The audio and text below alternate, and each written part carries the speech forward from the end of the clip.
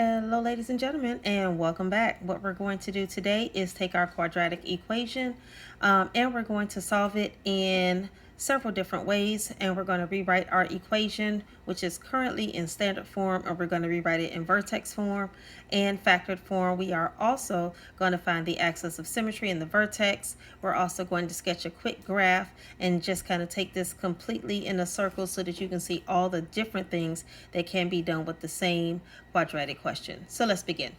Okay, so our question here has x squared minus 4x plus 12, minus 12. And what we're going to do first, like we do in all of our problems, is identify A, B, and C. So I'm going to begin this by writing here on the side A, B, and C. And with my A, B, and C, we identified this. Remember my standard form, which is how we're starting. My standard form is ax to the second plus bx plus c equals 0.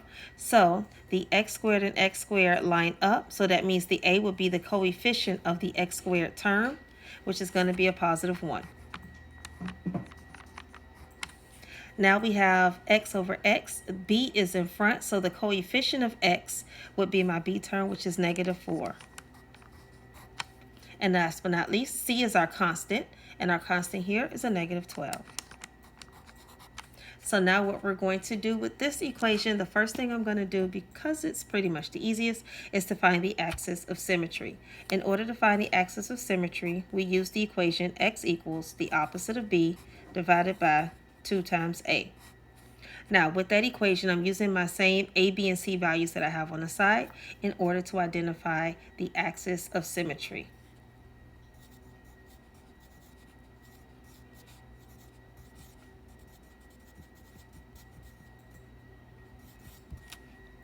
Okay, so now what we do is I have the opposite of b. B over here was a negative 4, and the opposite of that would be a positive 4. And I divide that by 2 times a, and in this case, my a value is 1. Now from here, we're going to simplify and solve. So I have 4 divided by 2, which gives me 2. So my axis of symmetry is going to be at 2, 0. Now what we can do from here is to find our vertex, and the way that we find our vertex is by taking the x value, which is going to be the x of our vertex, and we're going to plug it or substitute it back into our equation and solve for the y value. So we have positive 2 to the second, and then 4 times positive 2 minus 12. And we want to figure out what does that equal to. So now from here, what we're going to do is take our equation, and I have 2 to the second power, which is 4, and then 4 times 2, which gives me 8, and then minus 12. 4 minus 8 gives me a negative 4, and negative 4 minus 12 gives me a negative 16. So my vertex is going to be positive 2, negative 16. So that is where my bottommost point, my minimum, is going to be. Again, because this is a quadratic, my a value is a positive 1. That means I'm going to have an opens up graph, which means I'll have a minimum. So I'll add that love note up here as well. This opens up, which means it has a minimum.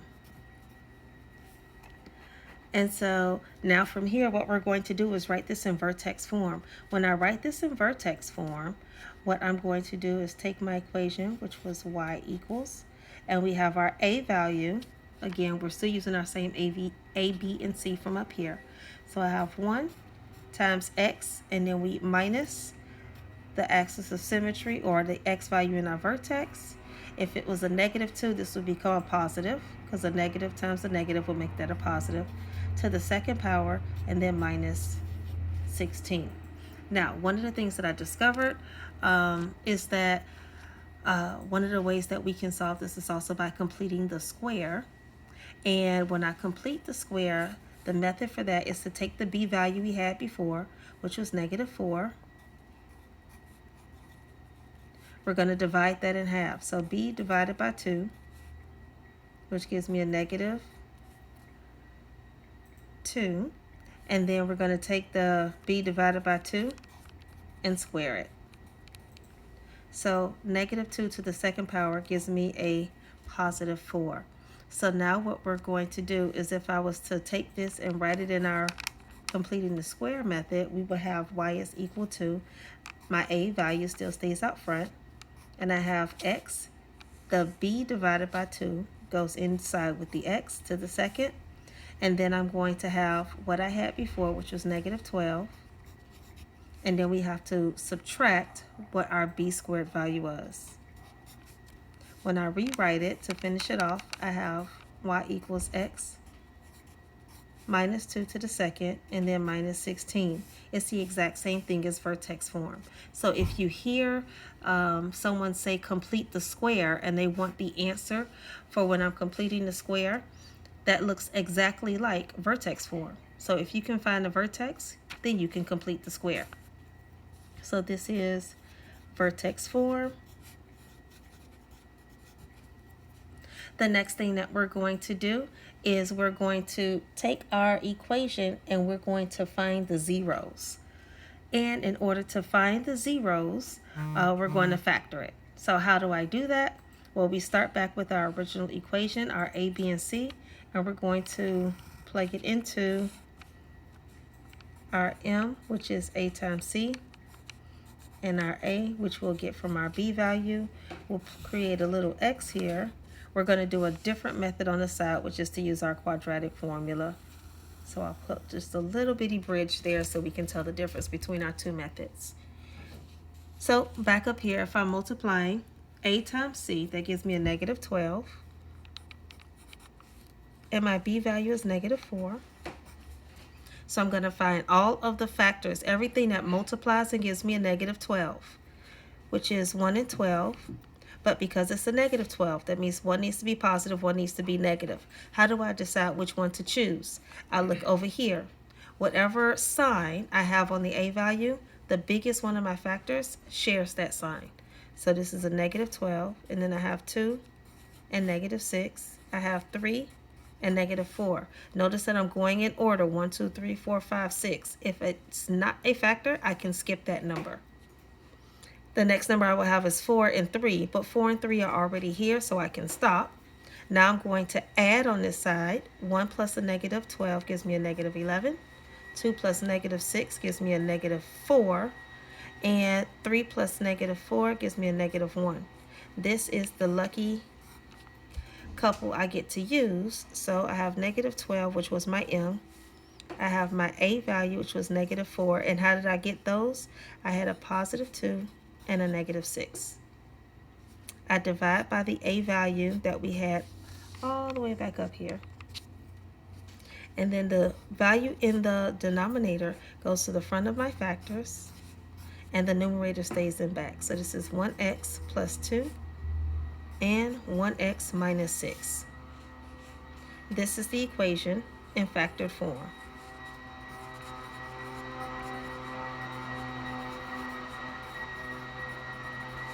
So far, we have standard form, we have vertex form, now we have factored form. The other thing that I can do when I have an equation in factored form is to find the zeros. Now, in order to find the zeros, what we're going to do is take our equation, x plus 2, and set it equal to 0, and then x minus 6, and set it equal to 0. When I do that, what we're going to do is solve for x. So subtract 2, and I have x equals a negative 2. And over here we're going to add 6 and add 6. And we have x equals positive 6. So these would be my zeros for the quadratic equation that I started with. And remember, your zeros are your solutions, or where the graph crosses over the x-axis. So now the other thing that I can do to find these same two values is to use the quadratic equation. And what we do with that is, once again, I'm starting off with my a, b, and c, and we're going to start by finding the discriminant. And my discriminant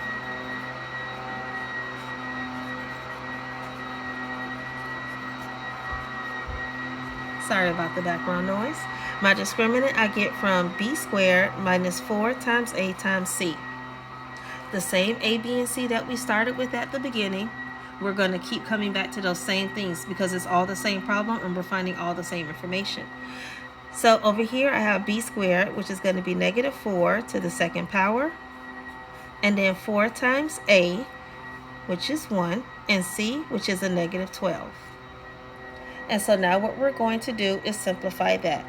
I get a positive 16, and I have a negative times a negative, which means this is going to be a plus, and 4 times 1 is 4.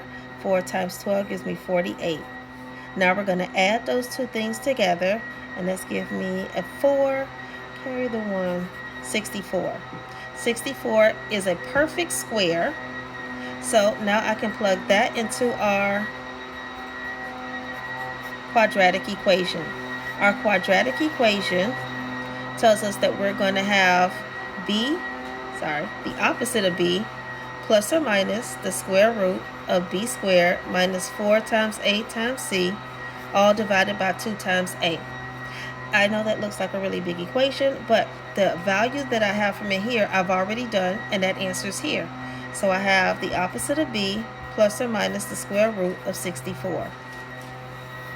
I'm going to plug in all the values for a, b that I have. So the opposite of b, remember we did that a second ago when we did the axis of symmetry.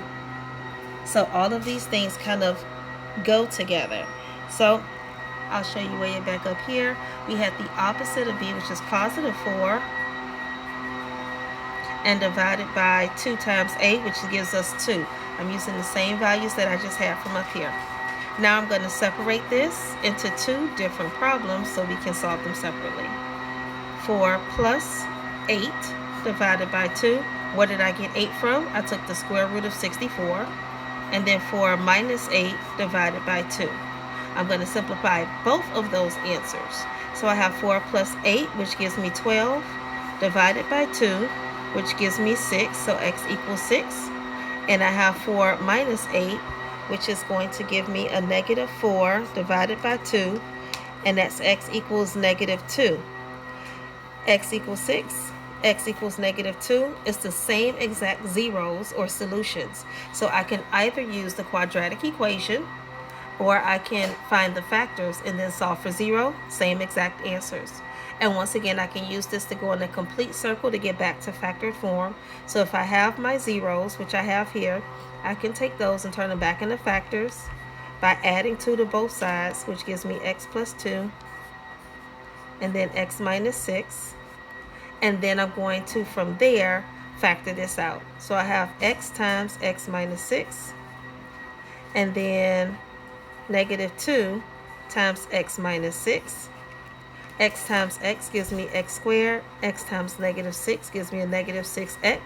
Negative 2 times x gives me a negative 2x. And negative 2 times negative 6 gives me a positive 12.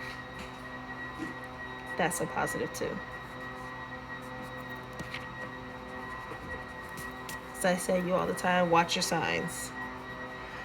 So I have a positive 2 times x, positive 2x, and a positive 2 times a negative 6, that gives me a negative 12. We're going to combine our like terms here in the middle. So I get x squared minus 4x minus 12. Not 14, 12.